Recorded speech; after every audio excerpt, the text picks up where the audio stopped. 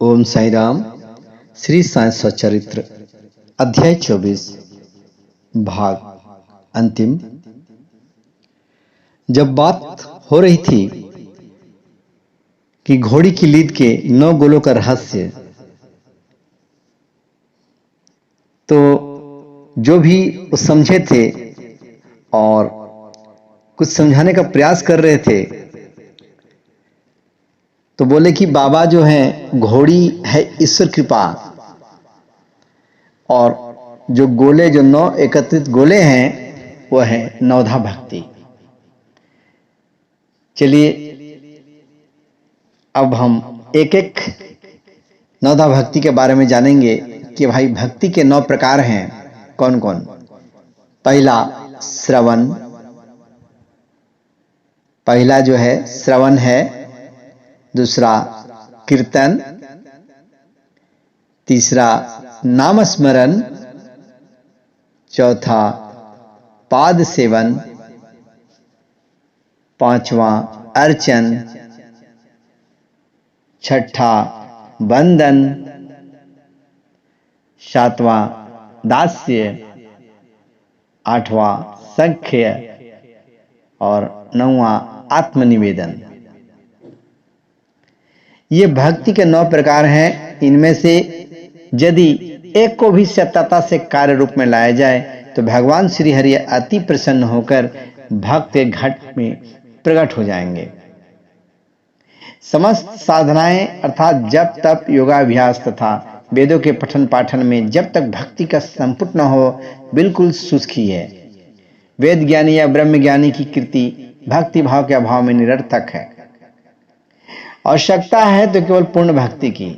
अपने को भी उसी सौदागर के समान जानकर और व्यग्रता तथा उत्सुकता पूर्वक सत्य की खोज करके 9 प्रकार की भक्ति को प्राप्त करना चाहिए हर किसी को। ये 9 भक्ति की नौ भक्ति को प्राप्त करने के लिए बाबा बोलते हैं हर किसी को, तब कहीं तुम्हें दृढ़ता और मानसिक शांति मिलती है। अगले दिन जब वे श्री पाटनकर बाबा को प्रणाम करने गए तो बाबा ने पूछा कि क्या तुमने लीद के 9 गोले एकत्रित किए? उन्होंने कहा कि मैं अनाश्रित हूं, आपकी कृपा के बिना उन्हें सरलता पूर्वक एकत्रित करना संभव नहीं है। तो बाबा ने उन्हें आशीर्वाद देकर सांत्वना दी कि तुम्हें सुख और शांति प्राप्त होगी, जिसे सुनकर श्री पाटनकर को बड़ी प्रसन्नता हुई। अब एक और बात आती है कि पंढरपुर के वकील को भी शिक्षा मिली है।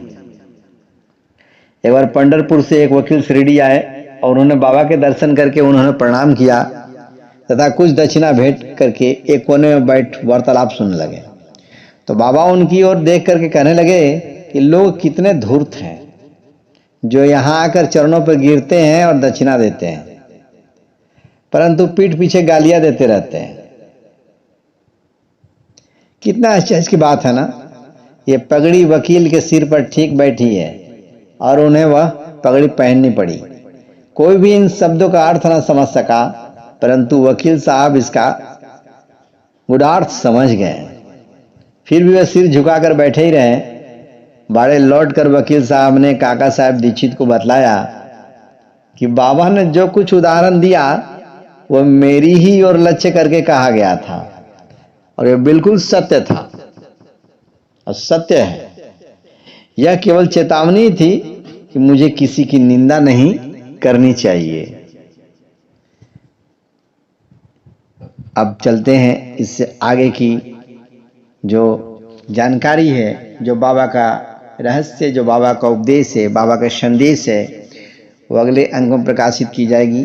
तब तक के लिए ओम साई राम, जय जय साई राम। आप सभी को बाबा का आशीर्वाद मिले। खुश रहिए, सुखी रहिए, स्वस्थ रहिए, संपन्न रहिए। ओम साई राम।